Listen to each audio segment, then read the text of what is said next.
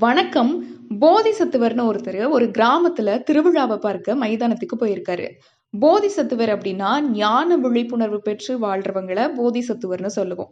போதிசத்துவர் போன மைதானம் கல்லு முள்ளு இது எல்லாமே நிரம்பி யாருமே உட்கார முடியாத அளவுக்கு இருந்தது. சரி அப்படின்னு சொல்லிட்டு ஒரு பகுதியை சுத்தம் செய்யறாரு போதிசத்துவர்.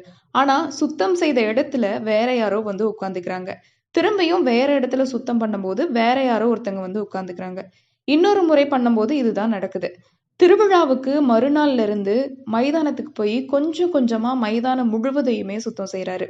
கிராம மக்களுக்கு அடுத்த திருவிழாவுக்கு உபயோகமா இருக்கும்னு ஒரு மண்டபத்தையும் தன் சொந்த செலவுல கட்டி வைக்கிறாரு. தண்ணீர் குடிப்பதற்கு ஒரு கிணற்றையும் கட்டுறாங்க போதிசத்துவர். ஊர் மக்களும் போதிசத்துவருக்கு உதவுறாங்க. இதனால குளங்களை தூர்வாரி அழகுபடுத்துறாங்க.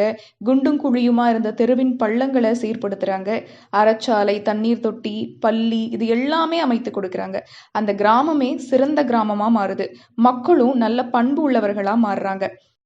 இதெல்லாம் பிடிக்காத ஒரு அதிகாரி என்ன செய்றாங்க அப்படின்னா, அரசர்கிட்ட திருடர்களின் தொல்லை அதிகமாயிடுச்சு அப்படின்னு பொய் சொல்லிடுறாங்க.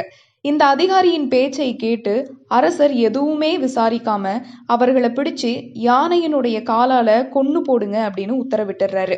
இதனால போதிசத்துவரையும் அவங்களுக்கு துணையா இருந்தவங்களையும் கைது செய்து மணல் மேட்ல கழுத்தளவு மண்ணில் புதைத்து யானையினுடைய காலால கொல்ல உத்தரவு பிறப்பிக்கிறாங்க அந்த அதிகாரி.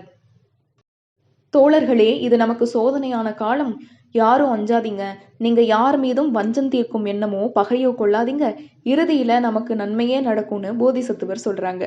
யானை பாகன் யானைய அவர்களை நோக்கி செலுத்தும் போது யானை அவர்கள் பக்கம் போகாம வேறொரு பக்கம் போனது. என்னடா இது ஆச்சரியமா இருக்கு, யானைய ஏதோ வசியம் பண்ணிட்டாங்க போலன்னு அரசர் காவலர்களை கூப்பிட்டு அவங்கள சோதனை செய்ய சொல்றாங்க. ஆனா ஒன்னும் கண்டுபிடிக்க முடியல.